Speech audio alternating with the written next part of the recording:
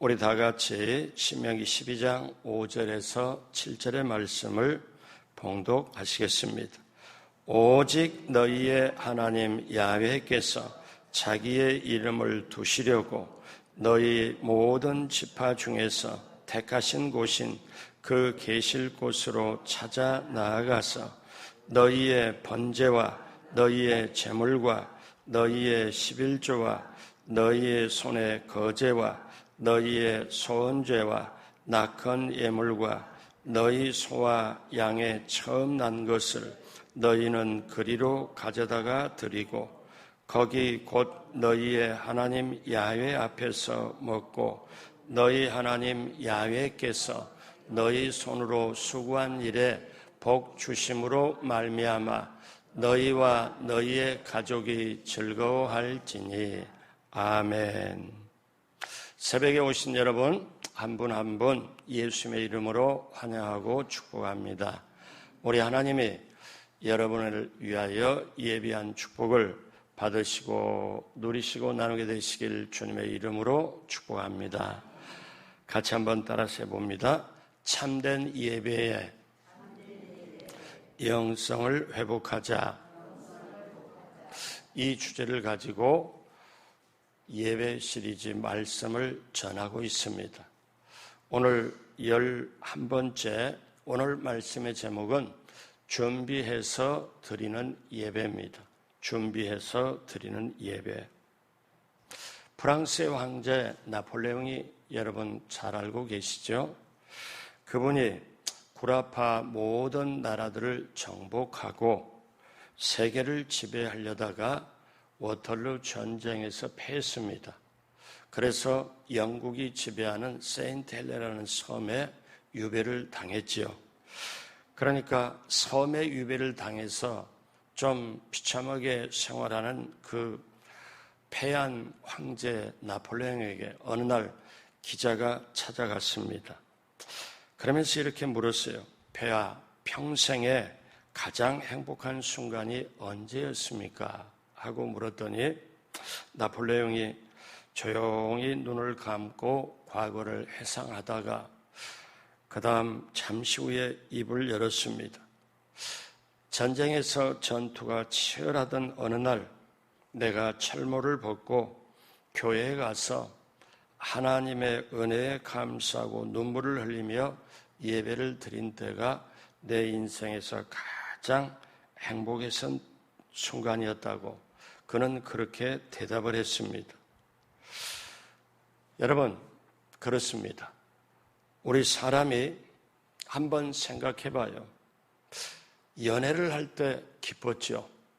또 결혼을 할 때 기뻤고 그 다음에 자식을 낳아서 자식이 웃을 때, 자식을 키울 때 기뻤고 우리 인생의 희노애락 또 여러 가지 생사복과 흥망성쇠가 이루어지는 과정을 우리가 살아가는 게 우리의 인생인데 여러분 한번 봐요. 다 지나가요.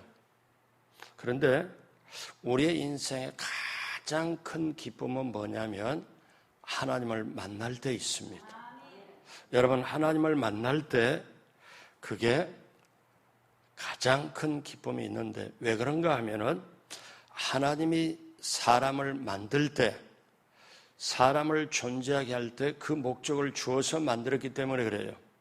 그래서 하나님은 사람을 만들 때 그냥 잘생기도록 그냥 이렇게 만든 게 아니고 여러분 이 세상에 하나님이 천지 만물을 창조하고 하늘, 땅, 바다, 나무, 동물, 식물 다 만들어 놓고 이 하늘과 땅과 동물과 식물 모든 것을 다 만들어 놓고 이거를 운영하고 경영하고 즐기면서 살도록 마지막에 이거를 전부 컨트롤하고 경영할 수 있도록 사람을 만드는데 사람은 하나님이 만드실 때 신경을 썼어요. 어떻게 신경을 썼냐? 다른 거는 하늘이 있으라 빛이 있으라 그 다음에 동물, 식물을 창조할 때 하나님의 입에서 말씀으로 그냥 한마디로 끝냈는데 사람을 만들 때는 하나님이 직접 흙으로 사람의 모양을 만들어가지고 거기에 코에다가 하나님의 살아있는 영을, 생명을 불어넣어 준 거예요. 불어넣어 주면서 하나님이 뭐를 주셨냐면 영원을 사모하는 마음을 주셨어요. 그러니까 쉽게 말하면 천국을 사모하는 마음, 하나님을 사모하는 마음을 불어넣어 줬어요. 그러니까 사람이라는 존재는 물질 구하고 돈을 구하고 명예를 구하고 권력을 구하지만, 그리고 그걸로 채우고 그렇게 살아가지만 그걸로 채워질 수 없는, 다 채웠다 할지라도 마음이 허망하고 허하고 그래요. 왜? 영혼을 사모하는 마음, 하나님이 들어갈 자리가 있는 건데, 하나님이 그렇게 만들어 놨는데, 그래서 사람은 세상에 살면서 능력껏, 재주껏, 기술을 가지고 살아가면서 돈도 명예도 권력도 모든 것도 다 이렇게 있지만, 나중에 그거를 이루놓고 그걸 하는 사람들이나 한번 얘기를 들어보면은 행복했단 말이 안 나와요. 쉽지 않아요. 그거 다 지나간다고. 심하게 말하면 나름대로 인생을 살았다 하는 사람의 말을 들어보면은, 목사님, 돈 다 필요 없습니다. 자식도 필요 없습니다. 여러분, 그 고백을 들을 때 그 인생이 얼마나 참 힘들겠어요. 어려움의 고백이잖아요. 그러니까 사람은 하나님이 만드실 때 뭘로 하느냐면은 두 가지를, 사랑을 받고 사랑을 하도록 만들어 놨고, 또 하나는 말로 대화를 하도록 만들어 놨어요. 그래서 가만히 보십시오. 사람이, 건강한 사람은 특징이 두 가지가 있어요. 사랑을 받거나 사랑을 주거나, 또 하나는 대화를 할 때, 대화를 주고받을 때 사람은 영적으로 모든 것을 건강해요. 그런데 제가 보면은 어떤 게 있냐면, 교회 생활을 하시는 분 중에, 이제는 제가 한참 전부터 그 눈이 떠졌죠. 아, 저분은 저렇게 지금 살면은 노년에 친구가 하나도 없겠구나. 인생 엄청 어렵겠구나. 외롭겠구나. 혼자 후회하겠구나. 그렇게 그게 느껴져요. 보고. 왜 그러냐면은, 여러분, 저와 여러분들이 우리가 하나님을 알려고 노력하고 하나님을 알려고 기도하고 하나님을 사모하고 이렇게 가면 우리가 뭘 느끼냐면, 하나님이 우리를 사랑해 주세요. 그리고 우리에게 말씀해 주세요. 그러니까 하나님과 나 사이에 하나님이 나를 사랑하고 내가 하나님을 사랑하고 주고받고 사랑으로 주고받고, 그 다음에 기도로서 대화하는, 이게 말씀을 듣고, 이게 하나가 안 되거나 둘이 안 되면 인생은 외롭고 힘든 거예요. 그래서 사람은 대체제로 그걸 못하니까 대신 눈에 보이는 걸로 채우려고 해요.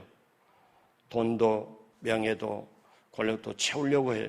근데 그거는 지나가는 거예요. 그건 지나가요. 아무리 정점에 있더라도 지나가요. 근데 그거를 이뤄가는 중에서 자기에게 적도 만들고 원수도 만들고 가는 게 인생이에요.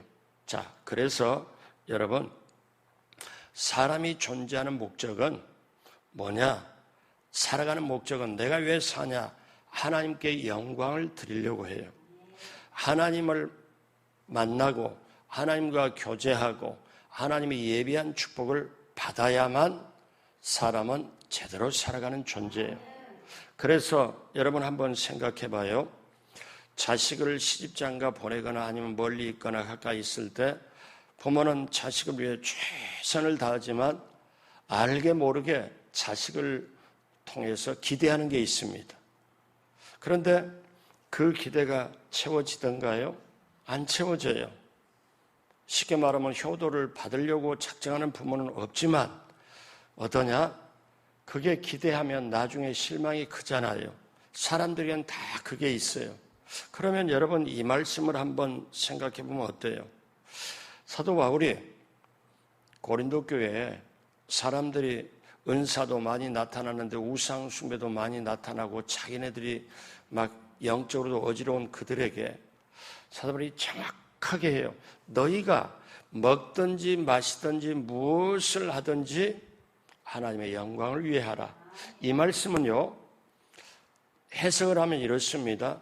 내가 먹는 것도 마시는 것도 내가 어떤 것도 하나님께 영광을 드려야 하는 나구나. 내가 먹는 것도 마시는 것도 일하는 것도 말하는 것도 행동하는 것도 모든 걸 통해서 하나님을 나타내고 하나님께 영광을 드리는 존재구나. 이 말은 보세요. 인생이 뭐 있어요? 어떤 분은 그러면 인생 뭐 있어? 그냥 먹고 사는 거지. 뭐 복잡한 거 없어. 단순해. 60대가 넘어가면 60대 시작할 때부터 인류대 나왔네 안 나왔네 다 필요 없어. 다 지나가는 거예요. 70대 되면 얼굴이 곱고 잘생긴 거 아니에요? 얼굴에 골짜기 생긴 거 다 지나가. 건강만 남아. 근데 그 말이 사실 틀린 말이 아니거든요. 가면 갈수록 그동안에 자랑했던 거, 남보다 더 잘했던 거 다 지나가요. 그리고 묻혀져요. 결국 무덤에 들어가는 게 그 존재거든요. 그러면 인생이 뭐냐? 그렇구나. 그러니까 하나님께서 뭐라고 말씀하죠? 먹든지 마시든지 무엇을 위하여 하든지 하나님의 영광을 위해서 하라. 그러면 인생 자체는 모든 삶이 하나님의 영광을 위해서 산다. 이거를 깨닫는 게 가장 귀한 건데 인생 살면서 자기 이 초점, 하나님께 영광을 위해 살아야 되겠다. 이렇게 생각을 딱 하고 살아가면 좋은데 남의 것 간섭하고 남의 말하고 남의 것 하고 남의 것과 내 것 비교하고 그러다 인생 다 보내요. 그것뿐만 아니라 자식을 보고 교육을 할 때도 야 너는 형처럼 너는 언니처럼 아니면 너는 누구처럼 더 잘 돼야 되는데 자기뿐만 아니라 자식을 또 비교 속에 집어넣어가지고 하니까 자기뿐만 아니라 자기 자녀의 인생도 어둡게 만들죠. 자, 그래서 하나님은 사람을 뭘로 만들었느냐? 영광을 드리는 존재로. 그러면 사람이 가장 행복했던 순간이 뭐냐면 하나님을 만나는 순간. 이거를 깨닫고 그렇구나. 이거를 체험하고 맛본 사람이 인생을 값지게 살아갈 수 있어요. 그러면 자, 인생에서 가장 이렇게 값진 순간이 뭐냐? 저 나폴레옹처럼 자기가 유럽을 다 정복했어요. 그리고 소련까지도 정복해야 되겠다. 알프스산을 넘고 저렇게 높은 곳에 넘고 그러나 마지막에 벨기에 그 지역인 워털루에서 전쟁하다 패했거든요. 그러니까 영국 그 지배하에 있는 세인트 헬레나 섬에 섬으로 유배를 시켜요. 그리고 황제로서 모든 걸 다 잃었습니다. 뒤돌아보니까 폐하의 인생에서 가장 행복한 순간이 언제였습니까? 치열한 전쟁과 전투 속에 살아갔지만 그때도 있었지만 그런 중간에 교회를 보고 거기에 가서 예배를 드릴 때 무슨 말이에요? 이 말은 사람은 연약하고 부족하고 약한데 하나님을 만나야 살고 하나님을 만나야 행복하고 그러면 제가 오늘 초반에 이렇게 좀 길게 얘기를 한 것이 뭐냐면 한마디로 말해서 하나님을 만나고 하나님 말씀을 듣고 이 모든 것 나의 모든 인생의 모든 것이 뭘로 걸려 있느냐? 예배에 걸려 있다는 거예요. 여러분 이것이 너무 중요해요. 그래서 우리 삶의 우선순위에 가장 중요한 것이 예배요. 예배를 통하여 하나님을 만나고 하나님께 영광을 돌린다. 그래서 성도의 삶은 예배를 중심으로 이루어져야 되는 것. 그래서 여러분 그러면 예배를 오늘 직장에서 일하다가 사업장에서 일하다가 기분 나쁜 일이 생겼어요. 그러면 어떻게 합니까? 오늘 저녁에 오늘 또 금요일이잖아요. 그럼 만약에 그런 일이 생겼다면 3시간 뒤에 예배를 드려야 되는데 그러면 마음은 지금 영 답답하고 힘들고 지금 기분과 감정으로는 예배를 드릴 지금 그게 상황이 안 돼요. 그러면 억지로라도 내가 이런 마음 가지고 예배드리면 안 되지. 왜? 그래서 그 남은 시간에 뭔가 정돈하고 한쪽에 들어가서 하나님, 제 마음이 괴롭습니다. 힘듭니다. 이 마음 가지고 예배드리려면 제가 준비가 안 되고 기쁨으로 예배를 드리기가 쉽지 않습니다. 그러니 저를 좀 도와주십시오. 10분이 됐든 5분이 됐든 30분이 됐든 어느 장소에서 기도하고 자기 마음을 낮추고 준비를 해서 그리고 예배에 참석해야 되는 게 옳은 거예요. 근데 그렇게 안 합니다. 왜냐하면 예배가 그렇게 기분 나쁘고 하면 오늘을 내가 아니 당신 예배 안 나가 그러면 오늘 내가 예배 갈 기분이 아니야. 예배 갈 기분이. 여러분 이 말은요 정확하게 말씀드리면 예배가 내 기분과 감정 밑에 있는 거예요. 꼭 제가 이렇게 말씀드릴까요? 그렇게 말씀드리면 부담되잖아요. 근데 저나 여러분이나 이렇게 약한 존재예요. 사람이 옳고 그름을 이렇게 하고 뭘 이렇게 하지만 여러분 제 눈에 저분은 나중에 저대로 가면 외롭겠구나 저대로 가면 친구가 없겠구나 다 보이는데 그게 본질적으로 뭐냐면 종교인의 범주에 머물렀을 때 그래요.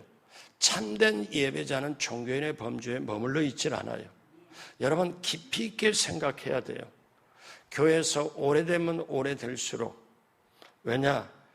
교회에서 모든 게 어떤 거냐면 새로운 사람들은 적응하기 바빠요. 오래된 사람들이 어떠냐면 종교인으로 자기가 마음이 사람이 나쁜 게 아니라니까요. 그 사람 괜찮아요. 속도 좋고 나름대로 충성해요. 그런데 하나님이 볼 때는 종교인에 있어요. 종교인은 천국이 예배 그때그때마다 하나님을 만나기가 쉽지 않아요. 왜? 형식과 습관으로 굳어있기 때문에. 그건 저에게도 있을 수 있고 여러분에게도 있을 수 있어요. 왜? 목사라는 이름과 목사라는 습관과 그 이름 속에 뒤에 이렇게 포장하고 있을 때가 있을 수 있고 여러분도 여러분의 포장이 있을 수 있고 예배를 계속 드리다 보면 형식과 습관에 굳어져요. 그러면 하나님과 만남은 없고 하나님과 기쁨으로 마음의 평안함과 한번 이렇게 생각하면 마찬가지예요. 내가 예배 드리기 전과 예배 후가 달라졌냐? 왜? 하나님을 만났다면. 그건 달라진 게 없다면 종교인이에요. 그거는 어떠냐면 습관과 형식으로 예배를 드린 거예요. 왜? 근데 예배 전과 예배 후가 뭔가 깨달음이 있다. 뭔가 내가 이대로 살면 안 되겠구나. 아니면 오늘 또 하나님의 위로를 받고 격려를 받고 내가 예배 전에는 침침했지만 마음이 힘들었지만 예배 후에 내가 다시 힘을 얻었다. 아니면 깨달음을 가졌다. 이게 하나님이 원하는 거고 이게 참된 예배를 드린 거고 이게 예배 드릴 때 하나님을 만났다는 거예요. 자, 그러면 우리가 이렇게 예배를 드릴 때 어떻게 준비를 해야 되냐? 오늘 예배를 드릴 때 준비해서 드리는 예배. 자, 이런 예배가 되려면 준비를 3가지를 해야 되는데 첫 번째, 마음을 준비를 해야 됩니다. 마음을. 자, 여러분, 이 예화가 적절치는 않지만 비유가 여러분 세상 사람들이 예수님 안 믿고 신앙생활 하는 사람이 제사 지낼 때 가서 시장에 가서 재물을 준비를 할 때 여러분 어떻게 합니까? 그들이 그냥 아무 과일이나 사고 아무 생선이나 사는 거 절대로 아닙니다. 들었다 놨다 제가 봤거든요. 이걸 들었다 놨다 물어보고 이렇게 모양도 삐뚤어지지 않고 내실도 있고 과일 하나를 고를 때도 어떠냐면 모양 있는 걸 고르고 안에 이렇게 골라서 그래서 자기 나름대로는 최선을 다해서 수준 있게 최선을 맞춰서 그냥 하지 아무렇거나 비닐봉지에 담아주세요. 절대 않더라고요. 제가 어떤 사람을 전도하기 위해서 근데 그날 하필 전도하다가 보니까 목사님 나 시장에 가서 오늘 제물을 준비해서 오늘 제사 준비를 해야 돼요. 그럼 같이 가십시다. 아니 목사님이 제물 준비해서 따라와요. 아니 그냥 같이 가요. 그런데 보니까 하나하나 이렇게 제가 왜 이 얘기를 하냐 예수 안 믿는 사람도 제사 지낼 때, 제물을 택할 때 있는 정성을 다 하는 걸 제가 옆에서 봤어요.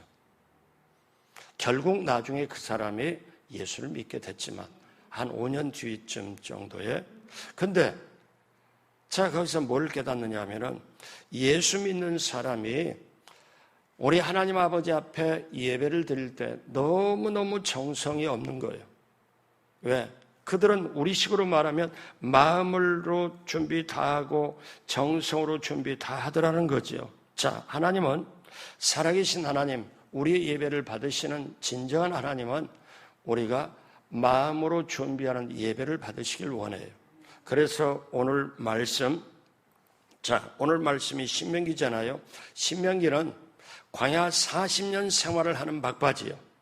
그러니까 이제 신명기 조금 끝나고 나면은 이 이스라엘 백성이 광야에서 새로 태어나서 어디로 가느냐? 가나안 땅으로 들어가요. 그러니까 지금 광야 생활 40년가량 지금 거의 다 했을 무렵에 모세가 광야에 새로 태어난 세대를 전부 놔두고, 자, 하나님은 이런 분이다. 너희가 정말 하나님의 축복을 받길 원하면 순종해라. 이게 여러분 신명기 28장에, 근데 하나님 믿지 않으면 또 반대로 저주가 임하는데, 나는 하나님을 택해서 내가 내 인생, 그러니까 모세가 지금 이 설교를 이렇게 신명기 설교를 자기 인생의 세 구분, 애굽이라는 세상에서 왕자로 살았고 40년을, 광야 40년을 저기 가서 훈련 받았고 이스라엘 백성을 40년 동안 인도를 했을 때 모세 인생 경력 120년 가까웠을 때 이걸 마지막에 인생 모세 신명기 설교하고 모세는 얼마 안 돼서 갔거든요. 그러니까 모세의 경험과 모든 걸 해가지고 지금 하나님 말씀을 전하는데 뭐라고 그러냐면 너희가 가나안 땅으로 들어가거든. 자, 너희가 예배를 드려야 되는데 어떻게 해라. 그래서 오늘 신명기 12장 2절에 뭐라고 말씀해요? 너희가 가나안 땅에 들어가서 너희가 쫓아낼 민족들이 가나안 땅의 7족속이잖아요. 그들의 신들을 섬기는 곳은 그 이방 사람들이, 가나안 사람들이, 원주민들이 신을 섬기는 곳은 높은 산이든지 작은 산이든지 푸른 나무 아래든지 막론하고 그 모든 걸 너희가 마땅히 파멸해라, 없애라. 가나안 땅에 들어가거든. 그리고 12장 3절에 뭐라고 말해요? 같이 합니다. 그 제단을 헐며 주상을 깨뜨리며 아세라상을 불사르고 또 그 조각한 신상들을 찍어 그 이름을 그곳에서 멸하라. 그러니까 너희가 가나안 땅에 들어가면 가나안 사람들이 아무데나 아니면 큰 산이나 높은 나무나 이런 데에서 단을 쌓아놓고 각기 이방신을 섬기는데 그 장소 다 회파시키고 그 장소 무너지게 다 정리를 하고 그 다음에 그 제단을 다 헐어라. 그리고 우상 숭배했던 그 모든 걸 다 없애라. 이거는 뭐냐면 모세가 하나님 중심으로 예배를 드리는 거는 저 이방 사람 아무데나 가서 높은 산이나 큰 나무 밑에 제단을 쌓아놓고 하는데 우리는 그렇게 섬기는 게 아니다. 우리는 하나님이 원하는 장소에서 하나님 앞에 마음과 뜻과 정성을 다해서 하는 거다. 이 말은요, 그 사람들 속에 마음속에 욕망과 욕심으로 자기 욕심을 추구하고 자기 욕망을 이루려고 하는 그것은 저 이방 사람이 하는 우상 숭배인데 너희들 마음속에 욕심과 탐심을 제거해라. 왜? 그것이 우상 숭배를 만들어낸다. 그래서 우리는 하나님의 백성은 아무데나 가서 무조건 신을 섬기는 게 그게 아니고 우리는 마음부터 마음속에 있는 우상을 다 버리고 마음부터 우리는 확실하게 준비를 해야 된다. 저 가나안 원주민처럼 아무데나 가서 자기 욕심에 추구해서 욕심과 욕망을 이루어달라고 하는 게 예배가 아니다. 우리는 참된 하나님께 진정한 예배는 어떠냐? 우상 숭배하지 않고 오직 유일하신 하나님께 예배를 드리는 거다. 이거를 모세가 강조하는 거예요. 이게 신약으로 넘어오면 예수님께서 뭐라고 말씀해요? 중요한 말씀. 요한복음 4장 23절, 24절 같이 합니다. 아버지께 참되게 예배하는 자들은 영과 진리로 예배할 때가 오나니 곧 이때라. 아버지께서는 자기에게 이렇게 예배하는 자들을 찾으시느니라. 하나님은 영이시니 예배하는 자가 영과 진리로 예배할지니라. 자, 예수님이 직접 사마리아 우물가에 있는 여인에게 말씀하면서 이렇게 얘기를 하는 거, 하나님 말씀을 하는 거잖아요. 자, 그러면 왜 그럴까요? 우리가 성령과 말씀으로 예배를 드려야 되는데 하나님은 영이시다. 하나님은 눈에 보이지 않잖아요. 영이시잖아요. 그래서 왜 그런가? 하나님은 사무엘상 16장 7절에 보니까 사람은 외모를 보거냐 나야에는 중심을 보느니라 하시더라. 그러므로 사랑하는 여러분, 하나님이 원하시는 예배는 순결한 예배, 깨끗한 예배, 즉 하나님이 원하시는 것은 너는 마음을 다하고 성품을 다하고 주 너희 하나님께 경배하고 마음을 다한 예배. 그러니까 여러분 한번 보세요. 우리가 예배 새벽이든 주일이든 금요든 예배에 나와서 온전히 마음을 다한 예배를 드려야 되는데 여러분 한번 생각해 봐요. 마음을 다하지 않는 찬송, 마음을 다 드리지 못하는 헌금, 마음을 다하지 않는 기도, 이거는 하나님이 기뻐하지 않아요. 여러분 예배 나올 때 첫 번째 마음 준비를 하시길 주님의 이름으로 축복합니다. 어떤 마음? 이런 마음을 한번 가져보세요. 이 시간 나는 은혜 받지 못하면 나는 죽습니다. 하나님, 이 시간 나는 주님을 만나지 못하면 나는 소망이 없습니다. 이런 마음 가지고 간절한 마음 가지고 나오면 어때요? 그러면 하나님이 뭐라고 말씀합니까? 너 진정으로 예배 나와서 원하는 게 뭐냐? 너 내 앞에 나오는 이유가 뭐냐? 너 정말 나를 사랑하냐? 근데 이런 음성조차 들리지 않을 때가 많잖아요. 여러분, 첫 번째, 마음을 다하여, 마음 준비를 하여 예배드리기를 주님의 이름으로 축복합니다. 두 번째, 시간을 준비를 해야 됩니다. 시간을. 자, 오늘 신명기 12장 5절에 오직 너희 하나님 야훼께서 자기 이름을 두시려고 너희의 모든 지파 중에서 그 다음 같이 합니다. 택하신 곳인 그 계실 곳으로 찾아 나아갔어. 잘 보십시오. 자, 하나님께 예배를 드리는데 오직 너희 하나님께서 자기 이름을 두고 너희 모든 지파 중에서 잘 보세요. 택하신 곳인 그 계실 곳으로 찾아 나아가서 그 당시는 성막을 얘기를 했는데 오늘은 교회를 얘기를 해요.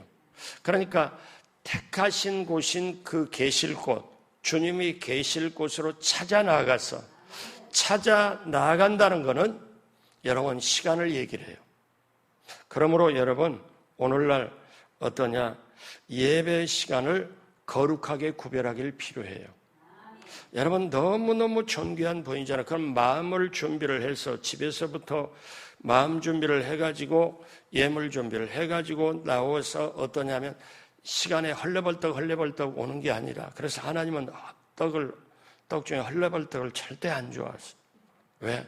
안 좋아하신대. 왜?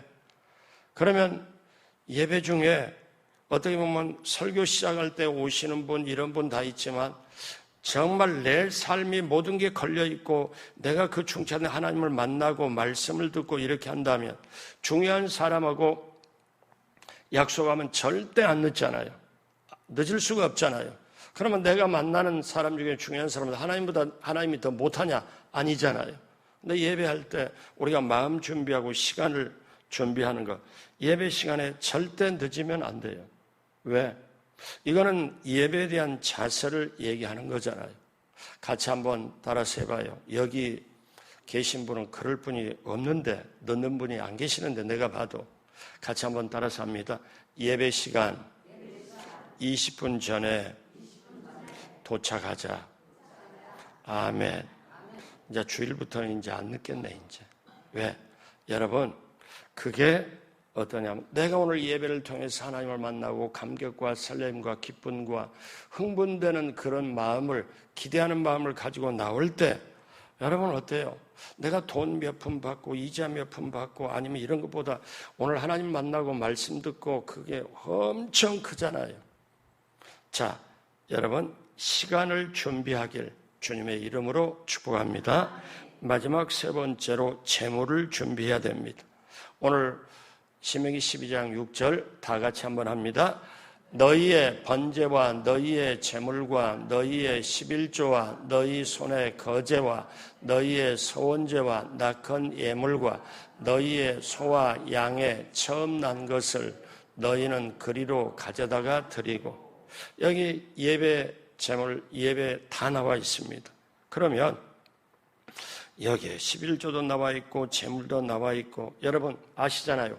아벨은 자기 소유의 양의 첫 새끼와 그 기름으로 하나님께 드렸어요. 아브라함은 100세에 난 아들 이삭을 하나님께 제물로 드립니다. 예수 그리스도는 자기 몸을 온 인류를 대상으로 하여 속죄 제물로 온전히 드렸습니다. 어떤 제물을 드리느냐가 그 제사를 결정합니다. 제가 누누이 말씀드렸잖아요. 하나님께 제물을 드릴 때는 특징이 있다. 살아있는 걸 드린다. 두 번째는 흠이 없는 걸 드린다. 근데 살아있는 것, 흠이 없는 걸 가지고 와서 결국은 죽여서 드린다. 이게 구약의 제사법이거든요. 그러니까 이제 여러분 마음 준비해야 되죠. 시간을 준비해야 되죠. 그 다음에 재물을 준비해야 돼요. 근데 재물을 우리가 준비를 하려면 이걸 헌금이라고 당연히 오늘날은 보죠. 근데 본질적인 건 뭐냐면 자기 몸입니다. 몸이에요. 여러분 예배를 드릴 때 깨지지 않는 사람, 예배를 드릴 때 낮아지지 않는 사람, 예배를 드릴 때 비워지지 않는 사람은 희망이 없습니다. 다른 어떤 거 가지고도 그 사람 변화되지 않고 못 고칩니다. 이해하고 들으십시오. 뭐냐면 제가 무서운 게 있습니다. 아주 무서운 걸 느껴요. 이걸 누구한테 표현을 못 하는데 뭐냐면 제가 교회를 여러 군데 맡았잖아요. 맡다 보니까 그때그때 하나님이 깨달음을 주고 여러 가지 깨달음을 가지고 여기까지 왔잖아요. 그러면 볼 때 교회에서 신앙생활 오래 했던 사람이 본인이 지금 주님의 포도나무에 붙어 있질 않아요. 떨어져 있어요. 근데 본인은 잘 믿는다고 생각해요. 잘 헌신한다고 충성한다고 생각해요. 그런데 제가 볼 때는 뭐가 무섭냐? 저분이 자기 생각, 자기 모든 게 기준이 돼가지고 남을 평가 판단하고 이미 저분은 하나님의 자리에 올라섰어요. 그러면 저분에게 남아있는 건 심판밖에 없습니다. 근데 이걸 목사가 이 얘기를 못해요. 목사가 어느 날 식사하거나 뭐 얘기할 때 좌회전 우회전해서 직접 말 못하고 살짝 옆으로 돌아서 말하면 목사님 옛날에 제가 이렇게 했고 쭉 얘기를 하는데 자기가 하나님이고 그렇게 될 때 어떤 얘기를 들어갈 수가 없어요. 문제는 가족들도 그렇다는 거예요. 이걸 어떻게 해요? 이거는 어떠냐면 교회가 무서운 종교인을 만들어냈지 참된 그리스도인을 만들지 못했다는 거예요. 무슨 얘기냐면은 이걸 바라보는 젊은이들은 느껴요. 그래서 교회에 희망이 없다는 걸 알아요. 왜?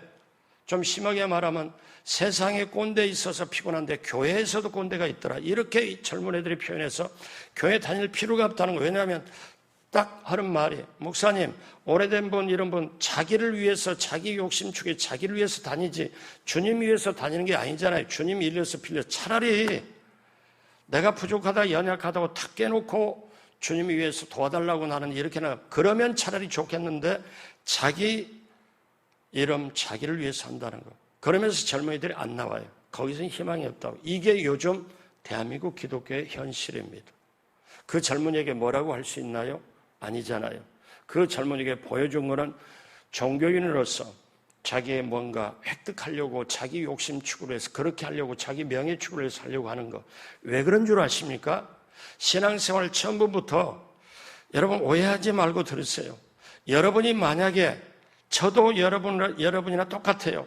저에게도 여러분도 똑같이 약하고 그런 끼가 다 있어요. 그러면 한번 진정한 재물이 되어보라는 거예요. 하나님 앞에 드릴 때는 살아있는 내가 주님 앞에 나와야 돼요. 근데 흠 없이 드려야 돼요. 근데 우리는 흠이 많아. 그러면 우리는 예수님의 보혈로 덮어져야 되고 씻어져야 되고 성령의 기름 부음이 부어져야 우리는 진정으로 하나님 만나고 하나님 예배가 되는데, 그래서 제가 계속 성령의 기름 부음이 덮어달라, 그 다음에 보혈로 덮어달라, 이 방법에는 방법 자체가 없어요. 왜? 교회 예배로 나왔는데 제물이 안 되는 거예요. 제물은 죽어서 드리는 거예요. 죽어서 드려야 제물인 거거든요. 그런데 죽지를 않아. 그게 제물이 안 되죠. 그 예배는 형식으로 축도까지 끝났는데 하나님을 못 만난 거예요. 이게 오늘날. 그러니까 시간이 갈수록 자기 속에, 여러분, 사람은 인정받고 칭찬받으려고 인정받고 칭찬 못 받으면 다시 또 인정받고 칭찬받은 게 목마름이 계속되는 거예요. 이건 하나님과 만남이 없어서 그래요. 여러분, 이게 본질입니다. 하나님과 진정으로 만남이 있어가지고 딱 되면 어떻습니까? 세상의 만남이나 세상의 충족으로 그걸 구하질 않아요. 오리지널 만남이 있었기 때문에. 이게 예배를 통해서 온다는 거예요. 그런데 예배에 내 몸이 지금 제물로 가야 돼요. 내 몸이 제물 삼아야 돼요. 몸, 마음, 시간, 이거를 제물 삼아서 드려야 되는데 이게 오늘날 잊어버리고 이걸 상실을 했기 때문에 왜? 저분이 왜 사람에게 인정받으려고 할까? 저분은 사람에게 인정받고 칭찬받아 굴러가는 존재고 사람에게 인정받지 못하고, 여러분 이걸 말을 그대로 제가 진실로 한번 해볼까요? 저분 아직 하나님을 못 만나서 그래요. 하나님을 진짜 만나면 사람의 만족, 인정, 칭찬은 지나가는 거 아무것도 아니라는 거, 오히려 그거 받아가지고 거기에 나풀거리면 아무것도 아니라는 걸 정말 깨닫는 거예요. 여러분, 진정으로 제물이 되어가지고 예배를 드리길 주님의 이름으로 축복합니다. 이걸 오늘날 회복해야 돼요. 왜? 하나님의 제사법은 제물을 죽여서 드리는 거거든요. 그러면 예배당에 와서 예배를 드릴 때 찬송부터 내가 제물이 되어가지고, 왜? 예배를 통해서 나는 죽고 십자가에 달리신 예수님께서 나의 주인 되심을 고백해야 되는데, 여러분, 몸을 드린다는 게 뭐예요? 제물이 된다는 거는 내 시간을 드리고 마음을 드리고 물질을 드리고 손발을 다 내어 드리는 거예요. 근데 요즘 사람들이 뭐라고 그래요? 차라리 그 마음을 몰랐으면 못하는데, 제가 예전에 그런 말 들었어요. 아유, 목사님, 제가 마음은 원이로운데 마음은 막 하고 싶은데 육신이 약해서 속에서 성질 나더라고요. 왜? 지가 베드로인가? 왜? 그거를 요즘의 사람들이 그 말을 자기 변명의 도구로 써요. 아니잖아요. 신앙이 단계가 정말 여러 단계가 있어요. 단순한 단계가 아니죠. 자, 오늘 마지막으로 이 말씀을 우리가 듣고 말씀을 맺겠습니다. 로마서 12장 1절 다 같이 합니다. 그러므로 형제들아, 내가 하나님의 모든 자비하심으로 너희를 권하노니 너희 몸을 하나님이 기뻐하시는 거룩한 산 제물로 드리라. 이는 너희가 드릴 영적 예배니라. 여러분, 이 말씀을 깊이 있게 생각해보고 내가 오늘날 영과 진리로 예배드리는 영적 예배를 드리느냐? 근데 거기에 관건이 뭐예요? 내가 제물이 되냐 안 되냐? 제물은 살아있어야 되고 흠이 없어야 되고, 그리고 하나님 앞에 드릴 때 죽여서 드려야 되는데, 죽지 않는 게 와서 죽지 않는 건 제물이 아니거든요. 펄펄 살아있는 건 제물이 아니거든요. 사도 바울이 뭐라고 그래요? 신약시대입니다. 저와 여러분들에게 얘기죠. 너희 몸을 하나님이 기뻐하는 거룩한 산 제물로 드려라. 제물로 드려라. 하나님이 기뻐하는 제물로 드려라. 그런 것이 뭐냐면 너희가 앞으로 드려야 될 영적 예배니라. 사랑하는 여러분, 오늘 말씀 마무리합니다. 저와 여러분들이 정말 제물이 돼야 되냐? 제물이 되려면 무릎 꿇고 몸부림쳐도 내 속의 욕심, 내 속의 탐심, 인정, 칭찬받고 이걸 내려놔야 되는데, 내가 스스로 안 되고 성령의 도움, 예수님의 보혈로 덮어줘야 되는 건데 이거 아니고는 될 수가 없거든요. 예배 드릴 때 이게 안 됩니다. 몸부림치면서 성령님 나를 도와주십시오, 예수님의 보혈로 덮어주십시오, 이게 해야 자신이 낮아지고 십자가에 못 박힌, 그리고 정말 이게 되면 십자가가 보이게 되고 십자가 위에 나를 얹어놓게 되는 거예요. 그게 제물이 되는 거예요. 사랑하는 여러분, 우리는 예배드릴 때 이런 제물이 되기 위하여 준비해야 돼요. 마음을 준비하고 시간을 준비하고 그리고 제물을 준비하고, 제물은 내가 드리는 예물 11조부터 시작해서 모든 예물입니다. 그리고 겸하여 내 몸입니다. 여러분, 이것이 회복이 되면 어떠냐? 우리는 진정한 예배를 드리시고 참된 예배를 드리고 하나님을 만나고, 우리가 정말 하나님을 만나면 기뻐요. 즐거워요. 여러분, 전도한 사람 해서 그 사람 교회 나오면 얼마나 기쁜지 몰라요. 체험해본 사람은 압니다. 그런데 그때부터 전도한 사람, 내가 영적인 부모가 되잖아요. 그 사람이 이렇게 하면서 아이를 낳는 기쁨 옛날에 잊어버렸지만 전도에서 내가 그 기쁨이 다시 회복이 되고, 또 예배를 드릴 때 하나님 만나고, 우리 교회가 저와 여러분들이 살아있는 예배예요. 하나님이 함께하는 예배예요. 정말 그 예배를 통하여 치유가 일어나고 회복이 일어나고 그 예배를 통하여 축복을 받고 누리고 나누는 우리 모두가 되길 주님의 이름으로 축복합니다. 기도하겠습니다. 하나님 아버지, 우리가 예배를 드릴 때 다시 진정으로 제물이 되는 우리 모두가 되게 하여 주옵시고, 십자가 위에 우리 자신을 올려놓고 내 생각, 마음, 시간, 물질, 재물, 모든 것, 내 몸까지라도 진정한 제물이 되어 십자가에 놓고 십자가에 드리고 다시 십자가를 부여안고 출발하는 우리가 되게 하여 주옵시고, 예배를 통하여 절절한 하나님의 사랑, 하나님 그 놀라운 섭리와 축복을 받고 누리고 나누도록 함께하여 주옵소서. 오늘 또 이 한 주간도 귀한 예물 드리는 새벽 제단의 그 예물을 기쁘게 받으시고 하늘문을 넓게 여시고 하늘의 신령한 은혜와 땅의 형통함으로 넘치게 채워 주옵소서. 감사하며 예수님의 이름으로 축복하고 기도드립니다. 아멘.